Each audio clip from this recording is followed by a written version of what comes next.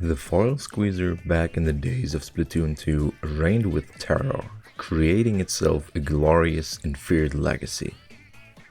And this raises a question: can Splatoon 3's foil squeezer follow and catch up to these expectations? To engage this topic, we need to take a closer look at the kit that we will be dealing with once we can get our hands on it, arriving the 1st of December.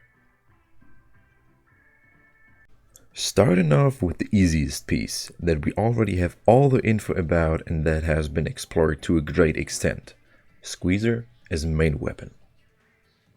It has great range, okay paint, and a fast kill time carried by perfect shot accuracy, making the Squeezer a contender for the strongest main weapon across the entire game. Moving over to the Robo-Bombe, a sub-weapon which has been in the middle of the pack for quite some time. Not entirely useless, but nothing of the upper end either. So what exactly does this sub do? The Robo-Bombe is a cheap lethal sub-weapon which, once it has landed after being thrown, tracks and chases the closest opponent, if there are any, in the bomb's area of effect. Last but definitely not least, our brand new special weapon, the Splatter color screen. The final deciding factor as to what we can make out of the foil squeezer. When activated, the special weapon appears as a giant screen, heavily influencing the vision on what lays behind it. On top of that, it slowly moves a short distance, following the direction it has been passed in.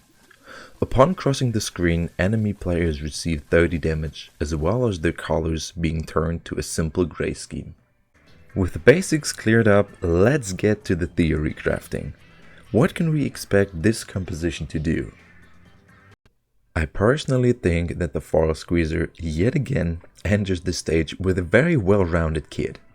Even though there has been a great discussion throughout Splatoon Twitter regarding whether we should be grateful about the Robo-Bombe on a potential top-tier shooter, or can rightfully say it's a rather mediocre addition. What is safe to say, however, Auto as sub-weapon brings a more niche use with it. It's not good to compensate the lack of paint, it's not consistent at securing splats, and its object damage leaves to be desired.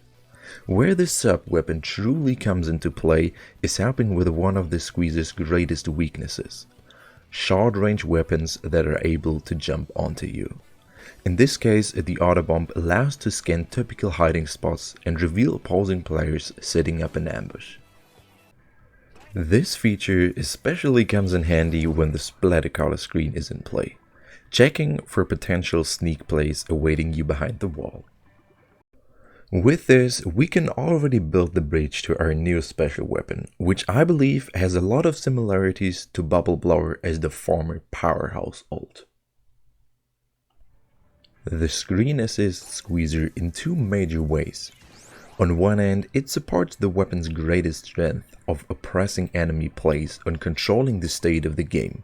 Having an enormous shield to block off entire areas of the map seems like a nice addition here.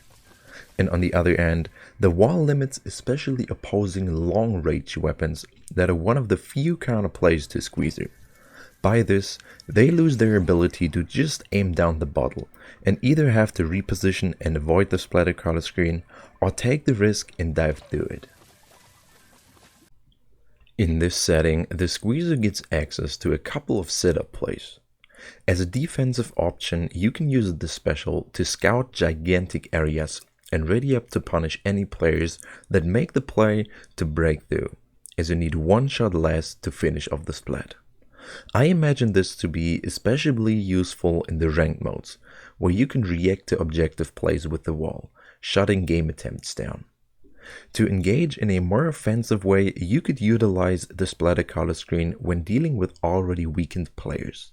If an opponent ate 1 or 2 shots from the Squeezer or an ally squid, you'll be able to pass the screen either in their front, preventing them from any last resort trade plays, or lock them in, setting up this gigantic bulwark behind them, leaving them unable to escape quickly.